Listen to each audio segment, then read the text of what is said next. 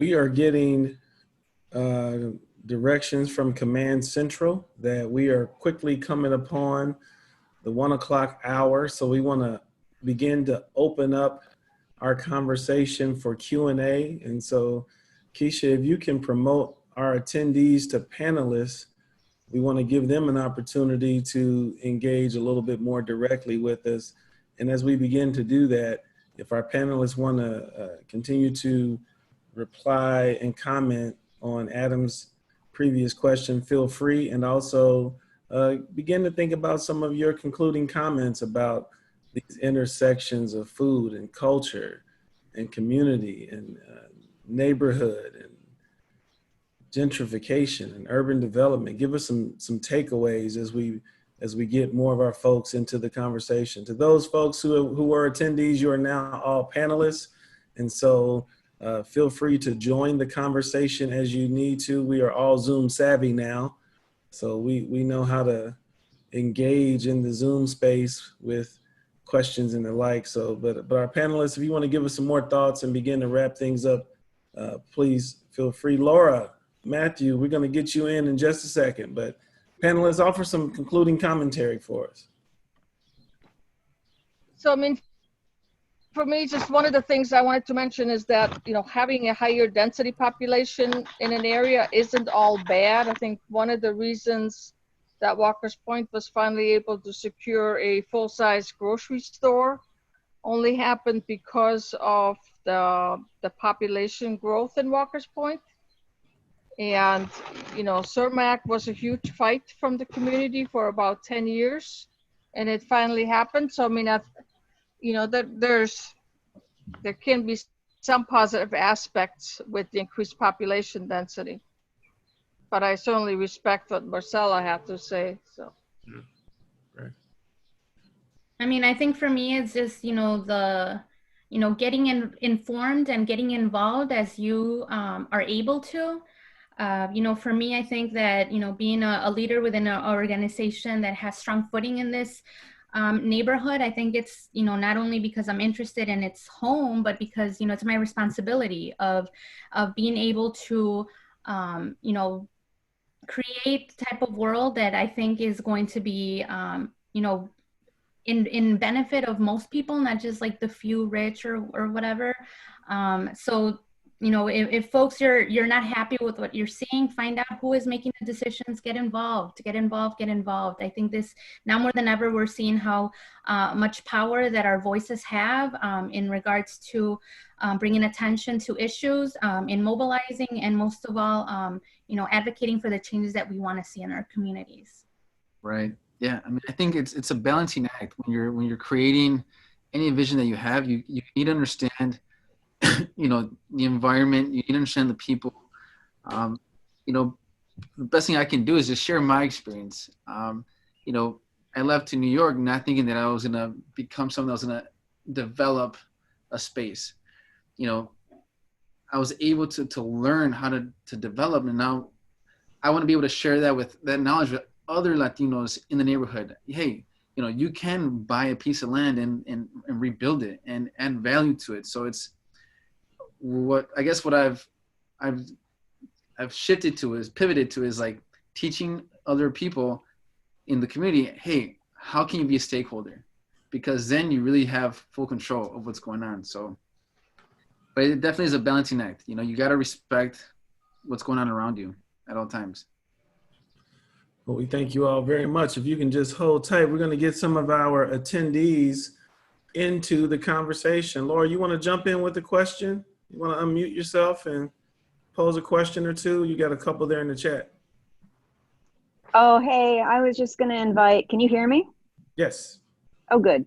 Hi, everybody. This was great, and I know it's late. I was going to invite Jesus to talk a little bit more about his experience with his customers there at Zocalo, because you got people from all over, inside and outside the community there, and you referenced that a little bit. I'm especially curious how you've managed that, kind of being aware of your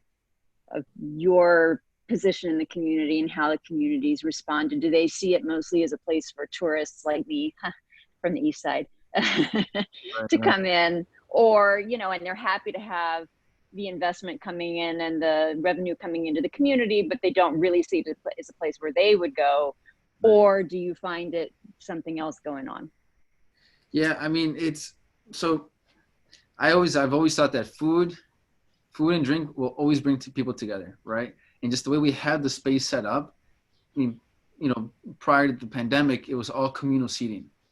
So last summer, you'd see that, you know, we were forcing people to break bread with strangers, something that's not the norm here in Milwaukee.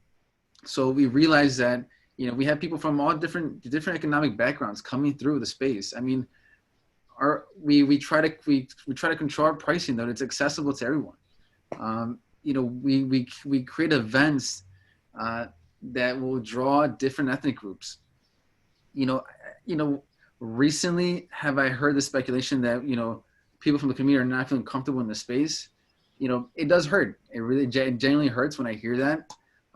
And so the best thing I can do is schedule meetings and hear and listen to them and say, hey, how can I improve? You know, what would you like to see more of?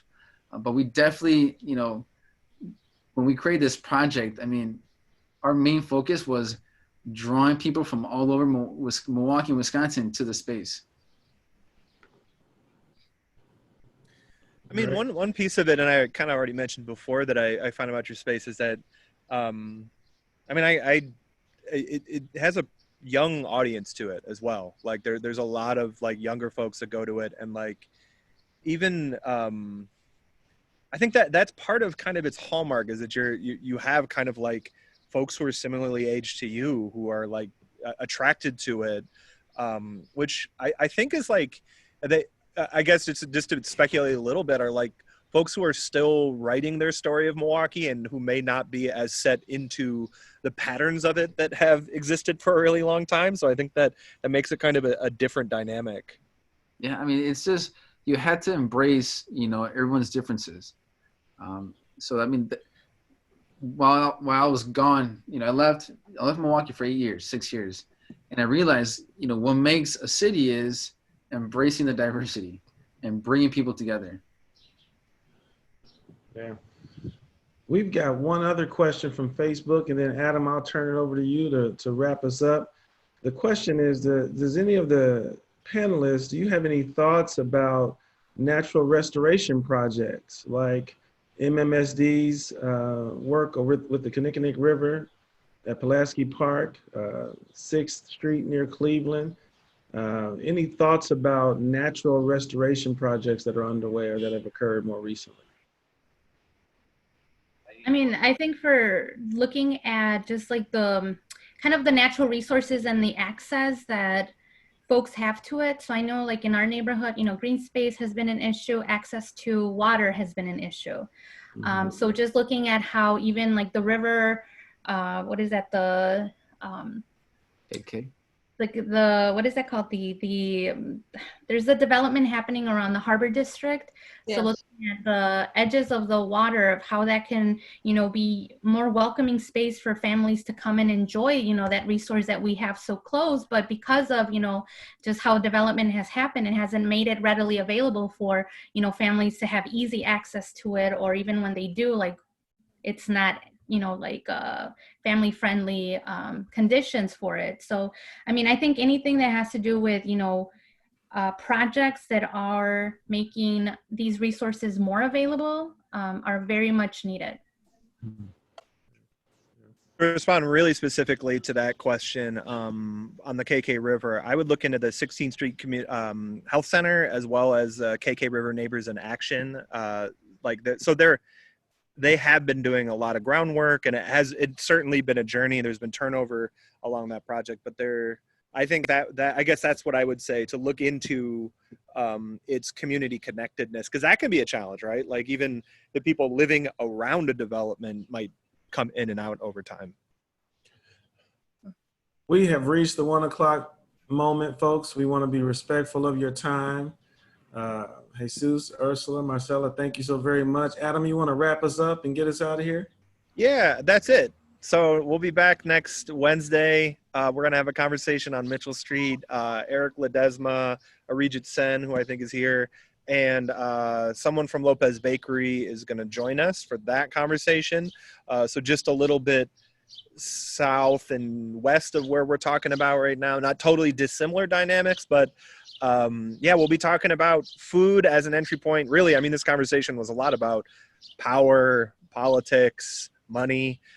So we'll entice people with pictures of tamales and then shift it really rapidly into a difficult conversation about power. So Cool. All righty. Thank you. I'll tune in.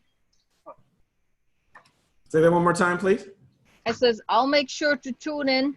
Oh, great. Thank you very much. We're going to stop our live stream now. Thank you, folks, for joining us. Thank you, everyone. Thank you. Take care. Bye-bye.